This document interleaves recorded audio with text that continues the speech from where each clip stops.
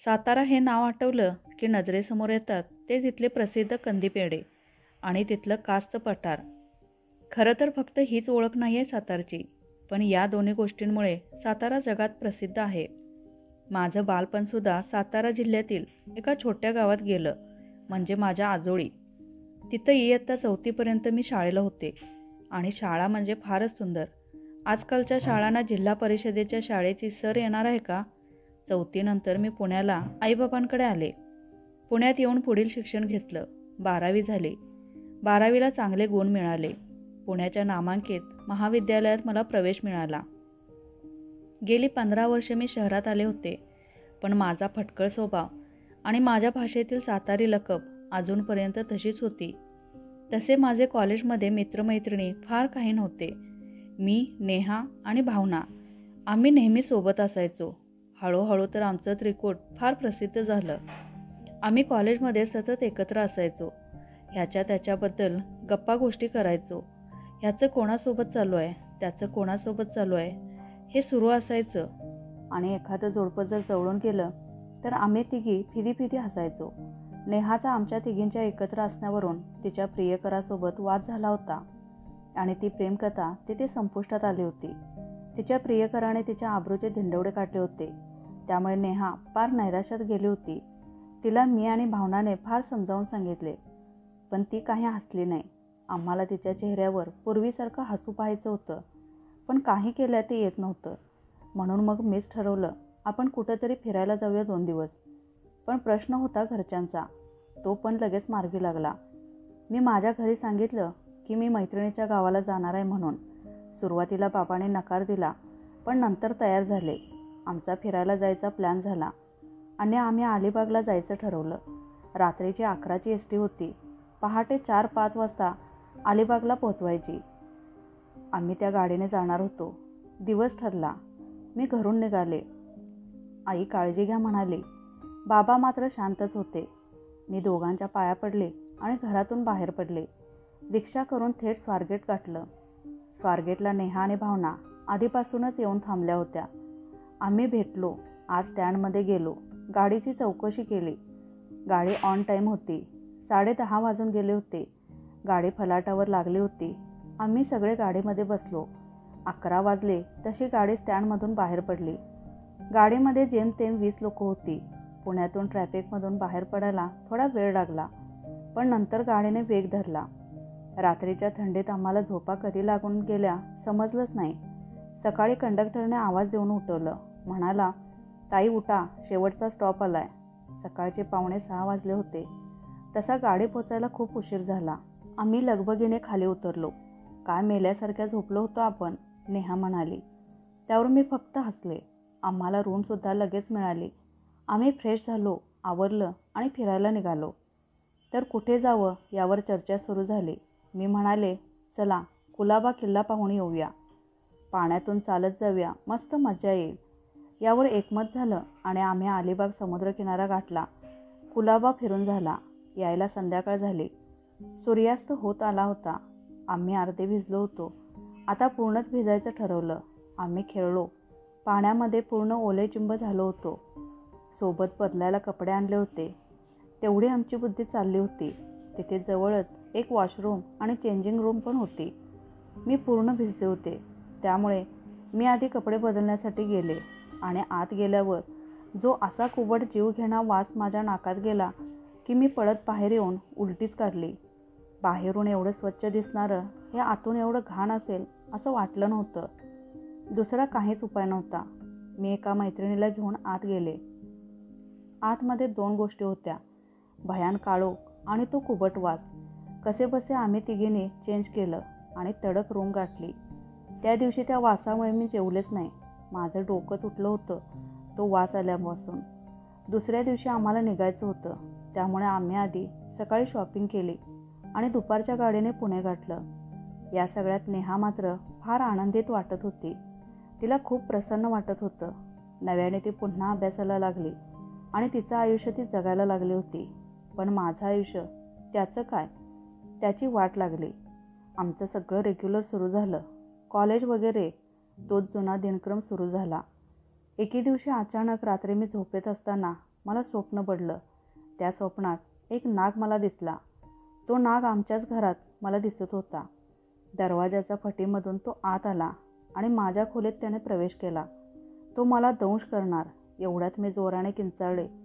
ते ऐकून आई बाबा धावत आले. काय झालं ग पोरी? बाबा म्हणाले. वाईट स्वप्न पाहिले बाबा, मी उत्तर दिलं. त्यावर बाबाने मला पाणी दिलं आणि आईने थोपटत परत झोपवलं. मला दुसऱ्या दिवशी फार अस्वस्थ वाटत होतं. सतत काहीतरी कोणीतरी माझ्या भोवती आहे असं वाटत होतं. माझ्यावर नजर ठेवून आहे कोणीतरी असं वाटत होतं. त्या दिवशी मी कॉलेजला गेले नाही. पुन्हा 2 दिवस नीट गेले. तिसऱ्या दिवशी तेच स्वप्न. तोच नाग दरवाजातून आत माझ्या दिशेने येताना दिसला. पण मला हालचाल करता येत नव्हती. असं वाटत होतं त्या स्वप्नात मला कोणीतरी बांधून ठेवलं आहे.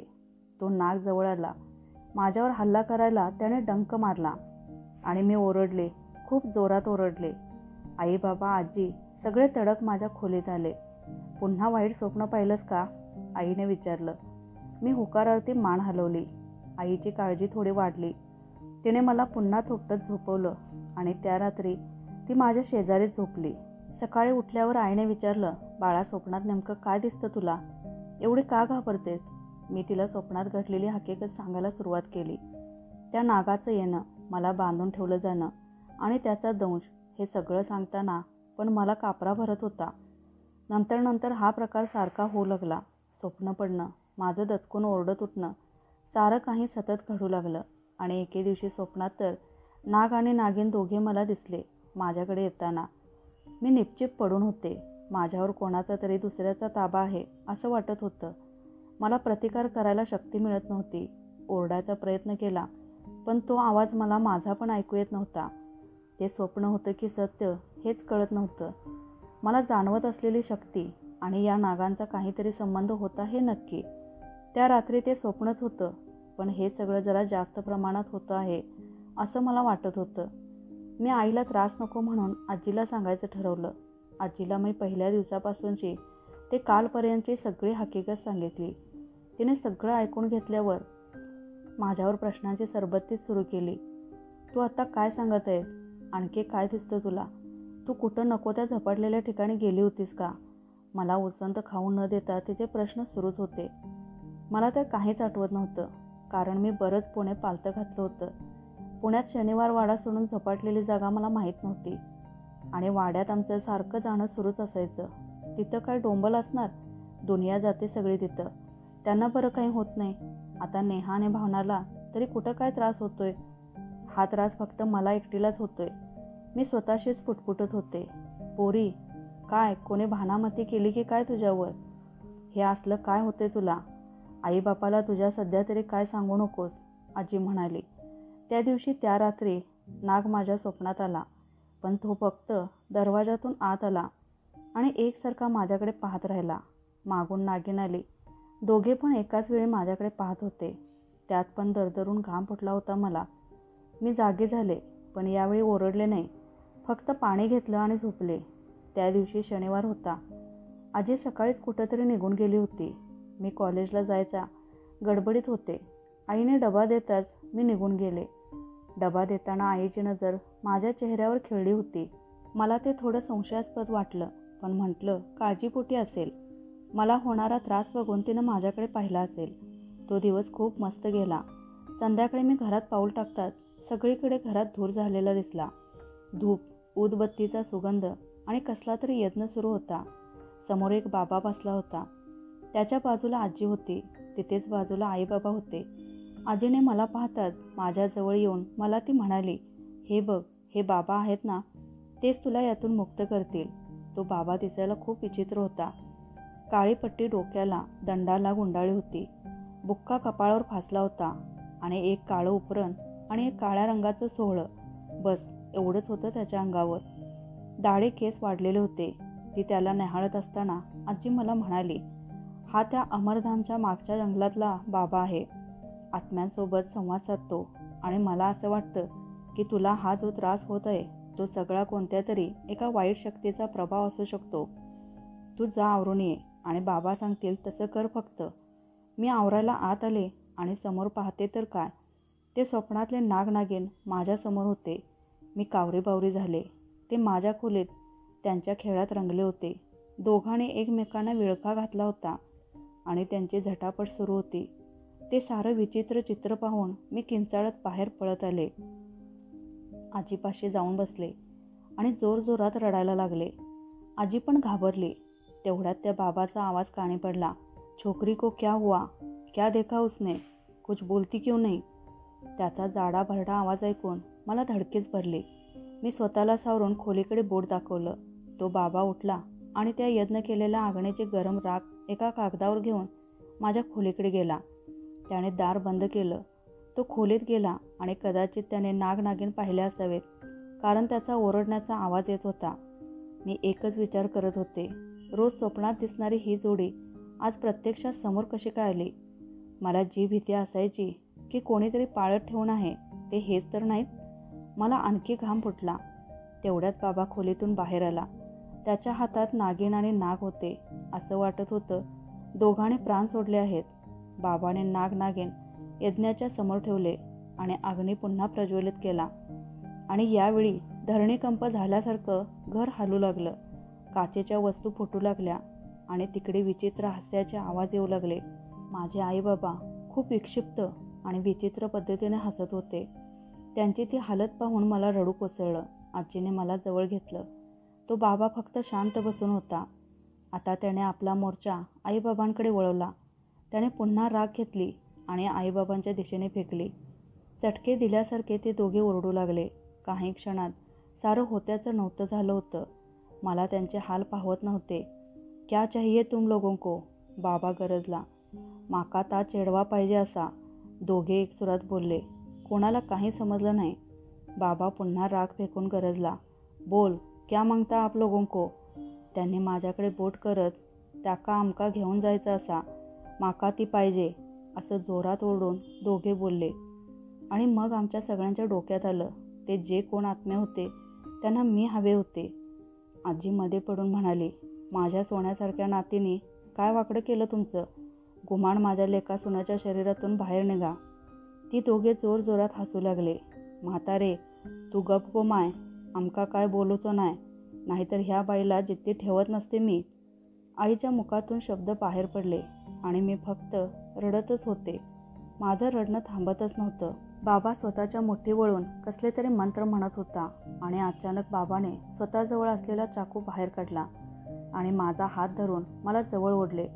माझा हात त्या आग्नेवर धरला आणि सपकन वार केला. मी किंचाळले, आई ग, मेले. माझं रक्त जळत्या निखाऱ्यात पडत होतं. थोड्या वेळाने रक्त थांबलं आणि बाबाने मला दूर हो म्हटलं.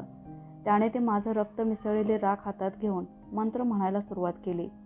इकडे या दोघांनी, नाय, तू असा नाही करू शकत, आमका आमचा चेडू पाहिजे असा, आमका नको असा करू, आमका नाही पाहिजे असा, असं म्हणून आईबाबांमधले आत्मे बाबाच्या हातापाया पडू लागले. मला हे सगळं विचित्र वाटत होतं. बाबा म्हटला, सांग, ही पोरगी कुठं भेटली तुला? अलिबाग. आईच्या अंगातली बाई रडत रडत उद्गारली. लग्नाक आमच्या 6 वर्ष झाली तरी आमका मूल होत नव्हता. त्याच्यातून आम्ही 3 वर्षापूर्वी थैसर त्या बाथरूममध्ये आत्महत्या केली, पण आमका मुक्ती मिळाली नाही. बाथरूमला कायम टाळा लावण्यात आला. आमचे आत्मे तिथं अडकले होते, संतान शोधत होते आणि त्या दिवशी टाळा तुटलेला होता वाटतं आणि ही पोरगी आत आली आणि पाहता क्षणी आमका आमचा चेडवा अशी असेल वाटलं, म्हणून आम्ही तिच्या मागावर आलो. तिका त्रास देऊच नव्हतं माका, आमका तिला आमच्यासोबत घेऊन जायचं हा, असं ती बाई म्हणतात. माझ्या अंगावर काटा आला. आजी तर शून्यात पाहत होती त्या दोघांकडे. बाबाने पुढची कथा ऐकून न घेता त्यांच्यावर ती राख टाकली. दोघे पुन्हा ओरडू लागले. आईचे डोळे लाल झाले होते. सोडूची नाय, सोडूची नाय असं म्हणत तिने मागाची सुरी उचलली आणि स्वतःच्या गळावर फिरवली. मी डोळे मिटून घेतले आणि 2 मिनिटे स्मशान शांतता पसरली. मी डोळे उघडले. आई निपचिप पडली होती. फरशीवर तिचं रक्त सांडलं होतं. या सगळ्यात हकनाक माझ्या आईचा बळी गेला होता. मी काय करू? मला त्या क्षणी काही सुचत नव्हतं. मी फक्त ओरडत किंचाळत होते. आजी पण आईच्या देहापाशी येऊन बसली होती. बाबा बेशुद्ध होऊन पडले होते.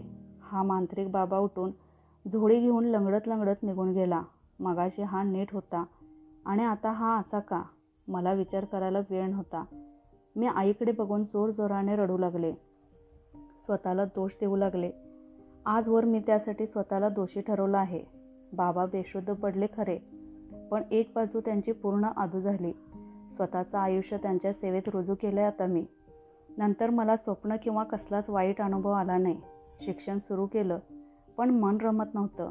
आजीला कामं होत नाहीत जास्त. ती पण आजारीच असते. त्या दिवशी आईचं श्राद्ध होतं. आम्ही ते घरी छोट्या पद्धतीने पार पाडलं. आणि त्या रात्री मला पुन्हा एक स्वप्न आलं. 3 नाग, एका मागोमाग एक, 2 नागिनी आणि 1 नाग दरवाजाच्या फटीतून माझ्याकडे येत होते. तर मित्रमैत्रिणींनो, आजची कथा कशी वाटली ते कमेंट करून नक्की कळवा. कथा आवडल्यास लाईक शेअर करा. चॅनेलवर नवीन असाल तर चॅनेलला सबस्क्राईब करा. कथा पूर्ण ऐकल्याबद्दल आणि वाचल्याबद्दल धन्यवाद.